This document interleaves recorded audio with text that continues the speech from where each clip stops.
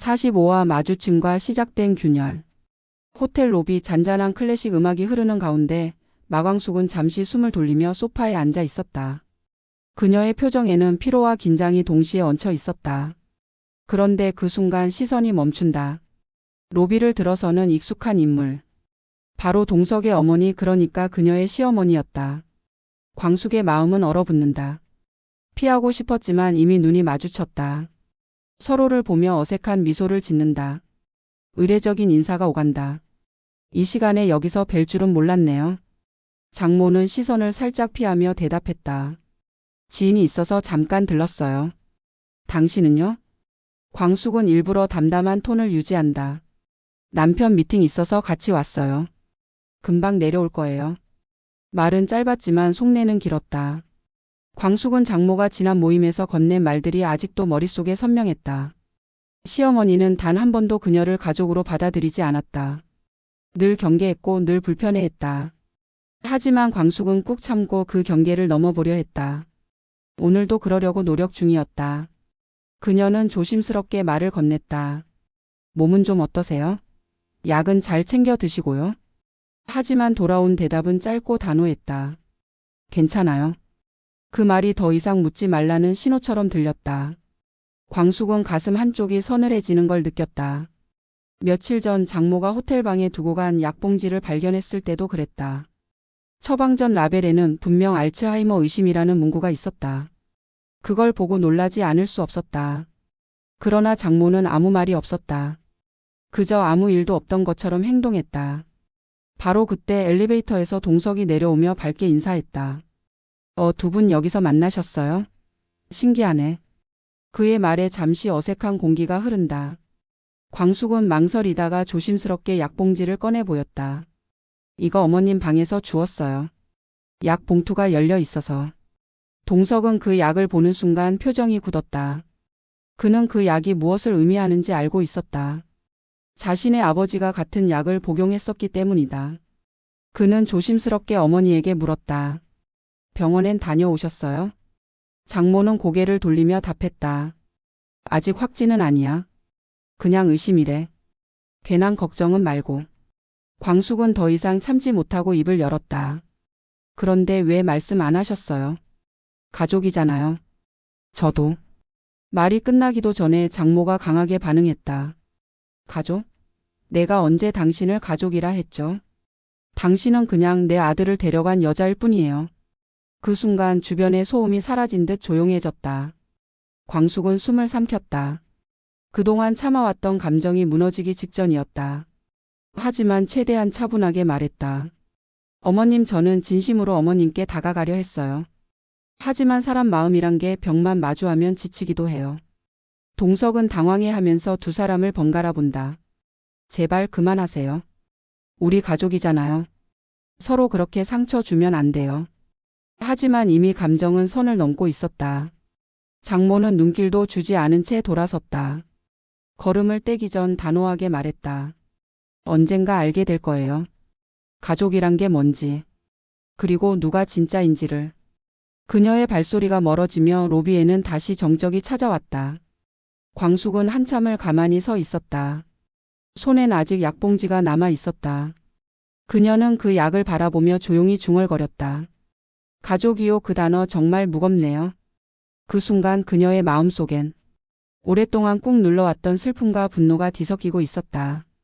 누군가를 원망하고 싶지도 용서하고 싶지도 않았다. 그저 이제는 지쳤다는 생각뿐이었다. 며칠 후 광숙은 소파에 앉아 창밖을 바라보고 있었다. 손엔 식지 않은 커피가 들려 있었지만 입은 한 모금도 되지 않았다. 머릿속은 온통 멍했다. 그날 호텔에서 있었던 말들이 가슴 한가운데를 사포처럼 문지르고 있었다. 장모의 말. 당신은 내 아들을 데려간 여자일 뿐이에요. 그 말은 단순한 거절이 아니었다. 그녀에게 존재 자체를 부정당한 기분이었다. 그때 문이 열렸다. 동석의 얼굴은 걱정으로 가득했다. 그는 망설이듯 입을 열었다. 광숙은 조용히 고개를 젓고는 그를 맞이했다. 잠시 정적이 흐른 뒤 동석이 말했다.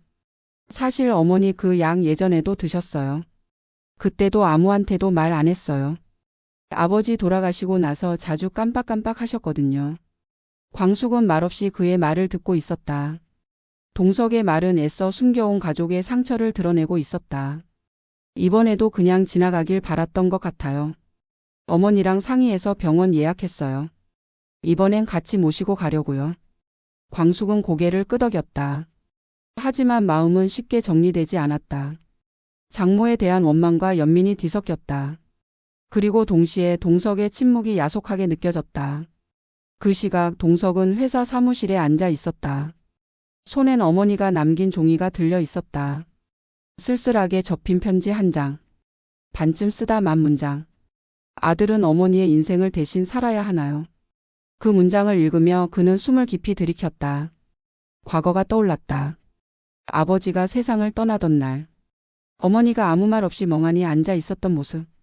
그리고 그날 이후 가족을 지키겠다고 결심했던 자신. 그러나 지금은 자신도 어머니의 감정을 따라잡을 수 없었다. 그때 문이 열리고 광숙이 조심스레 들어섰다. 그녀는 한참을 망설이다가 조용히 말했다. 이제는 말해야 할 것 같아서 왔어요. 어머님 상태 그냥 넘기기엔 저도 마음이 무겁거든요. 동석은 그녀를 바라보다 고개를 숙였다. 잠시 말을 잃은 뒤 힘겹게 말했다. 미안해. 엄마가 너한테 너무 심했어. 광숙은 씁쓸한 미소를 지었다. 그거 알아요. 어머님 마음. 제가 어머님 마음대로 움직이지 않아서 가족으로 받아들이지 않으셨다는 거. 그녀의 말은 날카롭지도 화내지도 않았다. 그저 지쳐 있는 사람의 진심처럼 들렸다. 동석은 책상 서랍에서 낡은 노트를 꺼냈다. 표지엔 2002년이라고 적혀 있었다. 엄마 일기장이야. 아빠 돌아가신 뒤에 쓰셨던 거야. 밤마다 울고 벽에 대고 말하고. 아무도 몰랐는데 나는 봤어. 광숙은 그 일기장을 조용히 넘겨봤다. 거기엔 혼자 감당해야 했던 슬픔이 한 글자 한 글자에 배어 있었다. 어머님도 많이 외로우셨겠네요. 조금은 무너진 듯한 눈빛으로 그렇게 말하며 그녀는 한 줄기의 연민을 꺼내 놓았다. 그러나 평화는 오래가지 않았다. 동석의 휴대폰이 울렸다. 그는 메시지를 읽고 표정을 굳혔다. 엄마가 병원 안 가겠대. 내 병은 내가 알아서 할 테니 너희 인생에 끼지 않겠다고. 광숙은 눈을 동그랗게 뜨며 말을 잇는다. 그게 무슨 말이야? 지금 그 상태로 혼자 두면 위험하잖아. 동석은 고개를 저으며 말했다. 아마 그냥 혼자 있고 싶은 거겠지. 엄마는 항상 그랬어. 힘든 건 말 안 하고 뒤로 물러서는 방식. 하지만 광숙은 달랐다. 그녀는 어쩐지 불길한 예감을 떨쳐낼 수 없었다. 설마 약을 다 드시거나 그런 건 아니겠지? 그 말에 동석도 말문이 막혔다. 그들은 급히 전화를 돌렸다. 병원에도 없고 집에도 없었다. 도연에게도 연락이 닿지 않았다. 모두가 어딘가 불안 속에서 떠도는 느낌이었다. 광숙은 창문 앞에 서서 중얼거렸다. 가족이란 말 이렇게 어렵고 무서운 단어였나요? 우린 그냥 서로에게 상처만 주고 있었어요. 그 순간 현관 초인종이 울렸다. 두 사람은 동시에 고개를 들었다. 무거운 정적이 흐르는 가운데 문 너머에서 누군가가 돌아오고 있었다. 그리고 그 순간 그들의 마음속엔 같은 물음이 떠올랐다. 돌아온 건 희망일까 후회일까? 삼부 감정의 폭발과 예고된 결단. 문이 열렸다. 돌아온 사람은 시어머니였다. 하지만 그녀의 얼굴은 평소와는 달랐다. 창백한 안색, 손엔 반쯤 비워진 약봉투. 그리고 말없이 내려앉는 한숨. 광숙은 순간적으로 눈앞이 아찔해졌다. 걱정이 현실이 되는 순간은 늘 조용히 다가온다. 어디 다녀오셨어요? 병원에도 안 계시고 전화도 안 받고 정말 걱정했어요. 광숙의 목소리는 억지로 가라앉히고 있었지만 그 속엔 분노와 두려움이 뒤섞여 있었다. 시어머니는 천천히 시선을 내리며 마치 아무 일도 아니라는 듯 조용히 말했다. 조금 혼자 있고 싶었어. 나도 내가 어떤 사람인지 생각 좀 해보려고. 하지만 그녀의 말은 고요한 파도처럼 가족 모두의 마음을 뒤흔들었다. 광숙은 약봉투를 바라보며 목소리를 높이지 않으려 애썼다. 이렇게 사라지시면 안 되죠. 아무 말 없이 약까지 우리가 얼마나 걱정했는지 아세요? 시어머니는 잠시 말을 멈추다 고개를 천천히 돌리며 조용히 중얼거렸다. 그렇게까지 걱정받을 자격이 있는 사람일까 내가. 그 말은 가족을 향한 말이면서도 스스로를 향한 자책처럼 들렸다. 그녀는 잠시 앉았다. 가늘게 떨리는 손으로 봉투를 만지작거리며 말한다. 사실 병원에서 말했어. 초기일 수도 있고 빠를 수도 있대. 확실한 건 시간이 많지 않을 수도 있다는 거지. 모두가 말을 잃었다. 공기조차 무거워지는 순간 광숙은 눈을 감았다가 조심스럽게 입을 열었다. 그럼 더더욱 저희가 곁에 있어야죠. 저흰 가족이잖아요.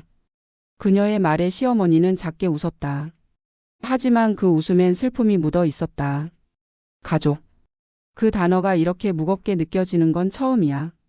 같이 산다고 가족이 되는 게 아니란 걸 당신들 보면서 처음 알았지. 말이 끝나자 긴 침묵이 흘렀다. 그 침묵을 깨고 그녀는 무언가 결심한 듯 말했다. 결정을 내렸어. 내 병 내가 감당할게.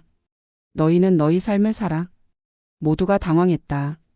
무엇을 뜻하는 말인지 알 수 없었다. 무슨 말씀이세요? 그녀는 조용히 봉투를 다시 가방에 넣으며 말했다. 요양병원 들어가려고 해. 조용하고 잘 돌봐주는 곳 알아봤어. 이 집에서도 너의 인생에서도 조금 떨어져 있으려고. 광숙은 즉각 반박하려 했지만 말이 나오지 않았다. 분명 그녀는 이기적인 선택을 한 것이 아니었다. 오히려 모두를 배려하려 했기에 더 마음이 아팠다. 그건 도피예요. 그렇게 혼자서 결정하시면 저희는 뭘 해야 하죠? 시어머니는 흔들리는 눈빛으로 말했다. 함께 있는 게 모두를 더 힘들게 하는 거라면 그만 물러나는 것도 방법일 수 있어. 이젠 나도 지쳤거든. 그 말이 끝나자 광숙의 눈에는 눈물이 맺혔다. 말을 잃은 채 그저 고개를 떨군다. 며칠 후 조용한 저녁. 식탁에 가족이 다시 모였다. 각자 숟가락을 들었지만 아무도 밥을 뜨지 않았다. 그 고요 속에서 시어머니가 먼저 입을 열었다. 떠나기 전에 할 말은 해야 할 것 같아서. 모두가 시선을 모은다. 미안했어. 내가 나이 들고 아프고 외로워서. 누군가에게 기대고 싶으면서도 그 방법을 몰랐어. 그걸 몰랐기 때문에 자꾸 상처만 줬지. 아무도 말을 잇지 않았다. 그녀는 담담하게 말을 이었다. 특히 당신한테. 당신은 나랑 가장 가까운 데 있었는데 나는 계속 당신을 밀어냈어. 그게 지금 제일 후회돼. 말없이 고개를 숙이고 있던 광숙은 작게 한숨을 내쉰 뒤 말했다. 저도요. 그저 어떻게든 가족이 되려고 애썼어요.